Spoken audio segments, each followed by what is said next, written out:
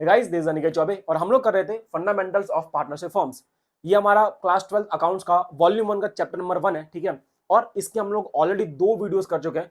उन दोनों वीडियोस में हमने डिस्कस किया था कि पार्टनरशिप क्या होती है, पार्टनरशिप फॉर्म क्या होता है, फॉर्म नेम क्या होता है, पार्टनर्स कौन होते हैं, तुम्हारी एग्रीमेंट क्या होती है, रिटर्न वाली एग्रीमेंट कौन सी होती है, ओरल एग्रीमेंट क्या होता है, पार्टनरशिप डीड किसे कहते हैं, क्या डीड करना कंपलसरी है, और अगर डीड कभी ना हो, एब्सेंट हो, तो उस केस में रूल्स क्या होते हैं। इसके बाद हमने सेकंड वीडियो में चार्ज एक्सपेंसेस, एप्रोप्रिएशन एक्सपेंसेस और फिर इंटरेस्ट ऑन कैपिटल को कैसे निकालते हैं उसका बेसिक लॉजिक सीखा था और उसका पहला वाला फॉर्मूला भी डिस्कस कर लिया था।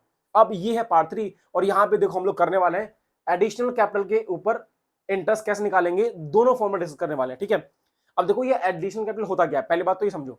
पार्टनर ने जब बिजनेस स्टार्ट करा, ठीक है, अपना जब पार्टनरशिप फर्म स्टार्ट करी तो उसने साल के स्टार्टिंग में कुछ पैसा इन्वेस्ट कर दिया होगा, यानी कि बिजनेस स्टार्ट करते ही कुछ पैसा इन्वेस्ट कर दिया होगा और उसी इन्वेस्टेड कैपिटल पे हम लोग इंटरेस्ट निकालते हैं। अब क्या हो अगर पार्टनर साल के बीच में दोबारा से कुछ पैसा एडिशनली इन्वेस्ट कर दे, तो उस केस में इंटरेस्ट कैसे निकालेंगे। जैसे कि फॉर एग्जांपल समझो कि मेरे पास 100 रुपए पड़े हुए थे और मैंने 1 अप्रैल 2010 को 100 रुपए इन्वेस्ट कर दिया अपनी फर्म में, ठीक है। फर्म मुझे 5% का ब्याज दे रही है, तो इस 1 अप्रैल को जो मैंने पैसा इन्वेस्ट किया है, ये पैसा 31 मार्च 2011 तक पूरे 12 महीने यूज होगा, तो इस 100 रुपए पे तो पूरे 12 महीने का ब्याज मिलेगा। पर अगर मैंने 1 अक्टूबर 2010 को फिर से 100 रुपए डिपॉजिट कर दिया, तो इस केस में अब ब्याज कैसे कैलकुलेट करेंगे, इसी चीज को हमें डिस्कस करना है इस वाले टॉपिक में। इन calculation of interest on capital in case of additional capital. दो फॉर्मूला है, ये रहे फॉर्मूलाज, देख लो और रट लो मजाक कर रहा हूं यार, देखो रटने की जरूरत नहीं है, लॉजिकली समझेंगे तो ये दोनों फॉर्मूला तुम्हें अपने आप समझ में आ जाएगा, ठीक है। क्या समझेंगे भैया, सिंपल, ये जो एग्जांपल है ना, इस एग्जांपल को सॉल्व करो मेरे साथ, बस पूरा ध्यान देना, पूरा फोकस यहां पे रखना।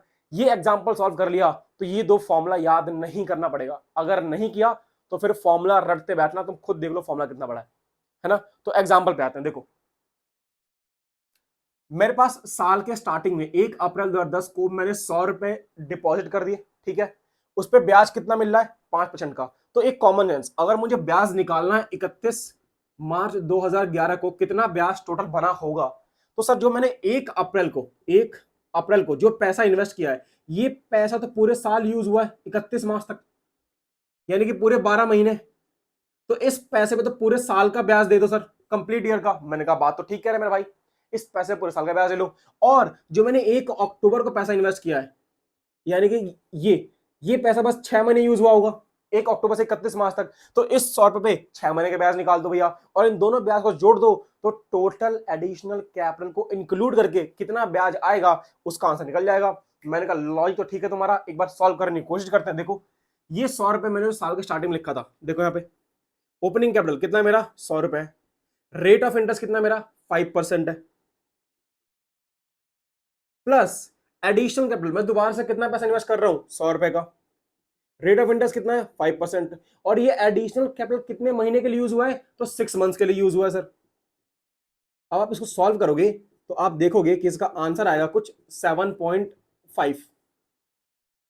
सिंपल है, बस वही बेसिक लॉजिक कि कितना पैसा था, कितने टाइम के लिए यूज करा, और रेट ऑफ इंटरेस्ट क्या है।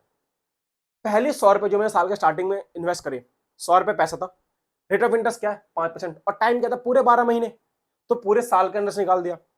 जो मैंने एडिशनल पैसा इन्वेस्ट करा, कितना पैसा इन्वेस्ट करा, 100 रुपए, रेट ऑफ इंटरेस्ट क्या था 5%, और टाइम पीरियड क्या था 6 मंथ्स, तो मैं टाइम पीरियड 6/12 यूज कर लिया, तो मेरे पास इंटरेस्ट आ गया दोनों अमाउंट का, मैंने प्लस कर दिया, टोटल अमाउंट निकल के आ गया।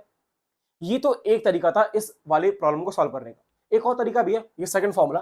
देखो एग्जाम में ना कभी भी एग्जामिनर या क्वेश्चन तुम्हें स्पेसिफाई नहीं करता कि तुम्हें कौन सा वाला फॉर्मूला यूज करना है, ये वाला या ये वाला, कभी भी नहीं बताते वो लोग, ठीक है। तो तुम्हें जो इजी लगे, जो आसान लगे, वो यूज कर लेना। नंबर दोनों में मिलते हैं, दोनों ही अच्छे हैं, तुम्हें जो समझ में आता हो आराम से, तुम्हें जो करने में इजी फील है, कंफर्टेबल फील है, वो कर लो, ठीक है। लेकिन रटना नहीं है प्लीज, है ना। समझते दोनों ही कोशिश करते हैं कि दोनों समझ में आ जाए तो बेस्ट है ना। देखो अब सेकंड तरीका क्या बोलता है, सेकंड तरीका ये बोलता है कि देखो भाई, आपने जब साल के स्टार्टिंग में 100 रुपए इन्वेस्ट करे, तो 100 रुपए इन्वेस्टेड रहे, मैंने कहा हाँ बात तो ठीक है। फिर 1 अक्टूबर को जब आपने 100 रुपए और डाल दिए, 1 अक्टूबर को जब आपने 100 रुपए और डाल दिए, तो अब आपके पास कितने रुपए हो चुके हैं इन्वेस्टमेंट, 200 रुपए। मैंने कहा हाँ बात तो ठीक है, यानी कि 1 अप्रैल को जब मैंने 100 रुपए इन्वेस्ट करा बिजनेस में, तो मेरे पास 100 रुपए कैपिटल है मेरा। फिर 1 अक्टूबर को जब मैंने 100 रुपए और डाल दिया तो अब मेरा टोटल कैपिटल कितना हो चुका है, 200 रुपए। अब ये जो 100 रुपए स्टार्टिंग में थे ये तो 6 मंथ्स तक यूज हुआ है, और ये 200 रुपए जो है कैपिटल ये कितने टाइम तक यूज हुआ है, 6 मंथ्स तक।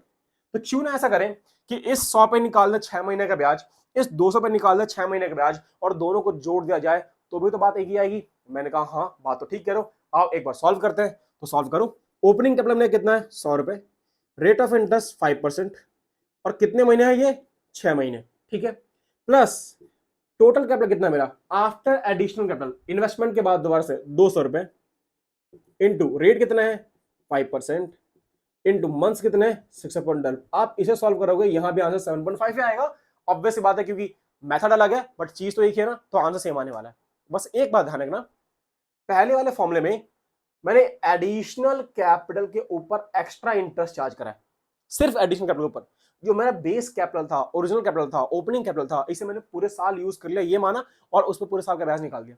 सेकंड फॉर्मूले में मैं यहाँ पे टोटल कैपिटल वर्ड यूज करता हूं। प्लीज ये दो चीज का ध्यान रखना। ये टोटल कैपिटल कैसे आया हुआ, ये आया जो मेरा ओपनिंग था 100 रुपए प्लस जो मैंने दोबारा से इन्वेस्ट करा 100 रुपए, यानी कि 200 रुपए। आपके क्वेश्चन में जो भी होगा उसको देखना और आप लिखना। ये दो फॉर्मूले में बेसिक डिफरेंस ये है कि यहाँ पे आता है एडिशनल कैपिटल, यहाँ पे आता है टोटल कैपिटल। और दूसरा डिफरेंस क्या है, फर्स्ट फॉर्मूले में क्योंकि मैंने ये अज्यूम कर लिया कि 100 रुपए तो पूरे साल यूज हुआ होगा पहली बात, तो उसमें पूरे साल के ब्याज निकालो, और जो आपने एडिशनल इन्वेस्ट किया है वो कुछ कम टाइम के लिए हुआ तो उसमें मंथ भी कंसिडर कर लो। इसलिए देखो मैंने फर्स्ट वाले फॉर्मूले में जो ओपनिंग कैपिटल था इसमें मैंने मंथ लिया ही नहीं है, क्योंकि पूरे साल का मतलब क्या 12.12, तो ये वैसे भी वन ही आने वाला है तो लिखने का कोई फायदा है भी नहीं। लेकिन सेकंड मेथड में जब मैंने यहाँ पे 100 रुपए लिखा और मैंने बोला कि एडिशनल के बाद हम इसको अलग काउंट करेंगे तो ये 6 मंथ्स ही लेना पड़ेगा, इसीलिए मैंने यहाँ पे देखो 6 मंथ्स भी काउंट किए हुए हैं। तो ये बेसिक फॉर्मूला था, डिफरेंस था दोनों फॉर्मूले में कि पहले वाले में ओपनिंग कैपिटल पे कोई मंथ हम लोग कंसिडर नहीं करते, सेकंड में करते हैं, और फर्स्ट फॉर्मूला में हम लोग एडिशनल कैपिटल काउंट करते हैं, सेकंड वाले में टोटल कैपिटल काउंट करते हैं। आई होप तुम्हें समझ में आ गया होगा। दो फॉर्मूला देखने में टफ लगते हैं पर टफ नहीं है, आई गेस तुम्हें समझ में आ गया होगा, ठीक है। और ये एग्जाम्पल अगर सॉल्व कर लिया फिर तो खत्म ही बात है ना। देखो वही बात है, अगर लॉजिकली समझोगे एग्जाम्पल से समझ जाओगे ना तो फॉर्मूला रटने की जरूरत नहीं पड़ेगी। अब सिंपली क्या करो, कॉपी निकालो, ये दोनों फॉर्मूला लिखो और ये एग्जाम्पल जो मैंने सॉल्व करा है ये भी लिख लो, ठीक है। उसके बाद क्या करना है, तुम्हें अपनी बुक खोलनी है, बुक में जितने भी क्वेश्चन है एडिशनल कैपिटल वाले उन सबको कर डालो, सबको कर डालो, ठीक है। उसमें जो क्वेश्चन तुम्हें समझ नहीं आ रहा या जिस क्वेश्चन का आंसर तुमसे पहली बार में ठीक से नहीं हुआ उसको मार्क करो, बिकॉज उसको तुम्हें बार बार रिवाइज करना पड़ेगा। और मार्क माई वर्ड्स, अगर तुमने एग्जाम्पल समझ लिया है तो और ये फॉर्मूला तुम्हें समझ में आ गया, रटना नहीं पड़ रहा, समझ में आ गया है, तो मेरे भाई एक ही समझ ले, अगर तूने बस पूरे साल में बोर्ड्स तक 2 बार रिवीजन और कर ली ना तो तेरा ये वाला टॉपिक खत्म है, ठीक है। बोर्ड्स में जैसे गलती नहीं होगी, पक्की बात है ना। अब करते हैं हम लोग विथड्रॉल ऑफ कैपिटल।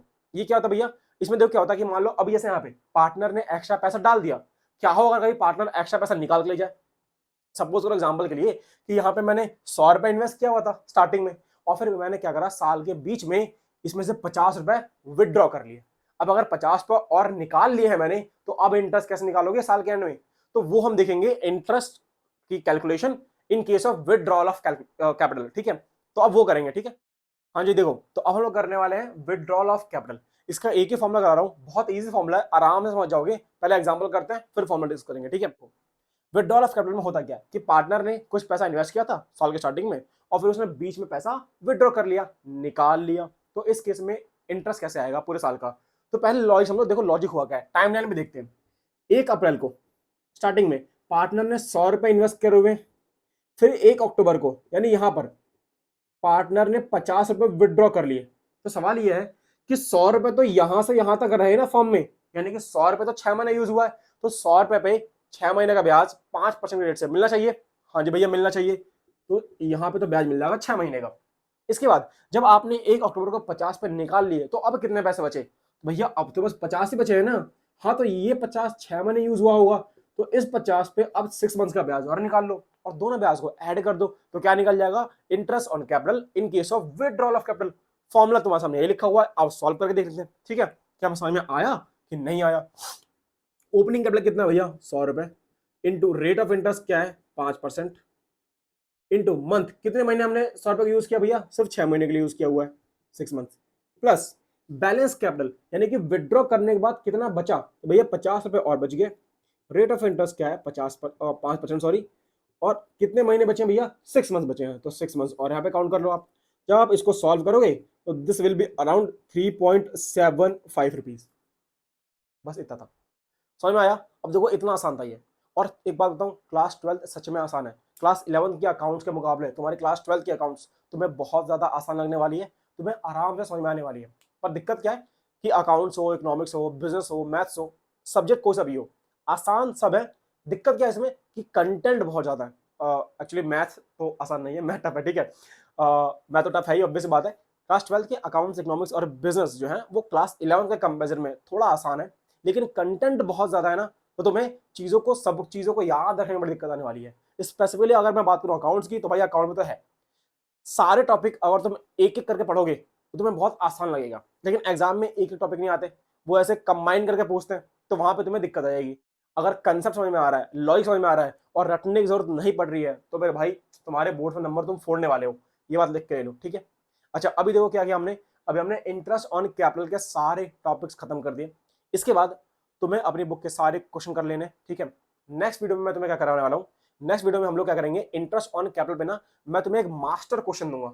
अब भैया ये मास्टर क्वेश्चन क्या होता है, देखो तुम्हें एक चीज बताता हूँ, ध्यान समझना। अगर तुम अपनी बुक को देखोगे, टीएस अग्रवाल की बुक को देखोगे, तो उसमें चैप्टर 1, इसी चैप्टर में फंडामेंटल्स ऑफ पार्टनरशिप में ऑलमोस्ट 100 के आसपास क्वेश्चन है।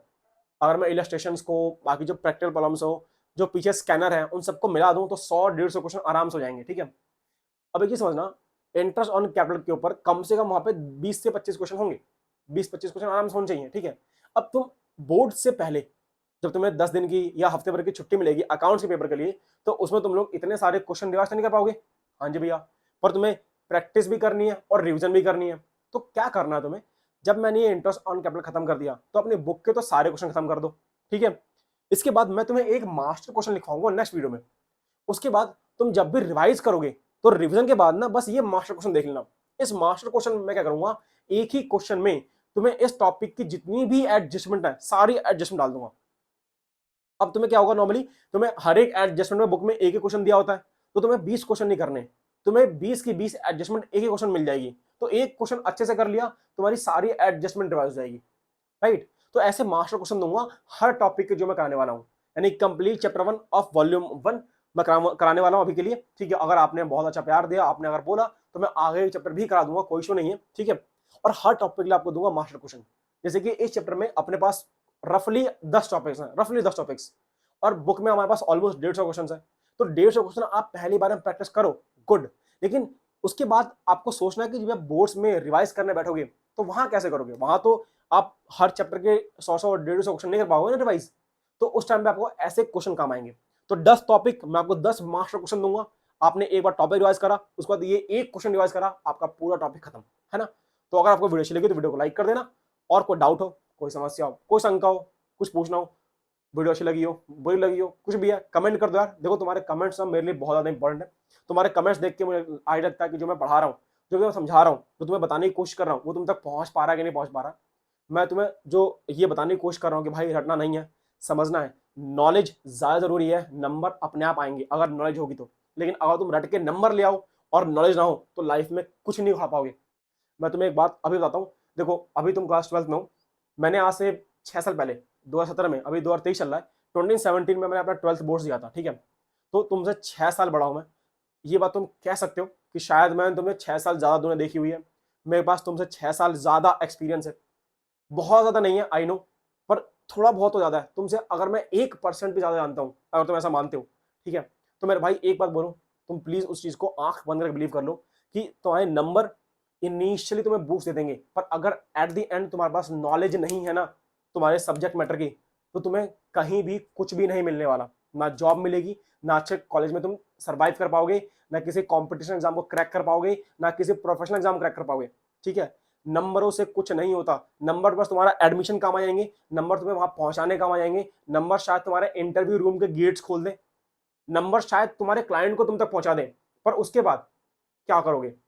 इंटरव्यू रूम के गेट खोलने के बाद इंटरव्यू रूम में बात तुम्हें करनी पड़ेगी, तुम्हारे नॉलेज वहां शो करनी पड़ेगी, तभी जॉब मिलेगी।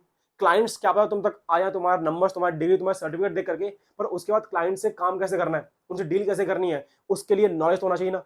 तो इसलिए नॉलेज जरूरी है, नंबर के पीछे मत भागो, नॉलेज पकड़ो। ये जो आपको मैंने चीजें सिखाई हैं, मैंने आपको एक बार भी पहले फॉर्मूला नहीं रटवाया कि बेटा फॉर्मूला रट ले। मैंने आपको पहले समझाया कि यहाँ पे क्या हो रहा है और फिर दिखाया फॉर्मूला, देखो ऐसे ही काम करता है, राइट। तो नॉलेज के पीछे भागोगे ना तो बहुत आराम से आपके नंबर भी आएंगे और आपको मजा भी आएगा पढ़ने में, आपको पढ़ाई बर्डन फील नहीं होगी, राइट। तो आई होप आपको वीडियो अच्छी लगी हो, है ना। प्लीज कमेंट करना यार, क्योंकि तुम्हारे कमेंट्स मेरे लिए बहुत ज्यादा हेल्पफुल है, और तुम्हारे कमेंट्स पढ़ के ही मैं अपनी आगे के टॉपिक्स को डिसाइड करने वाला हूँ, है ना। और तुम सबके सारे कमेंट्स पढ़ता हूँ, उसका रिप्लाई भी करता हूँ, तो तुम्हारे कमेंट का रिप्लाई जरूर करूंगा।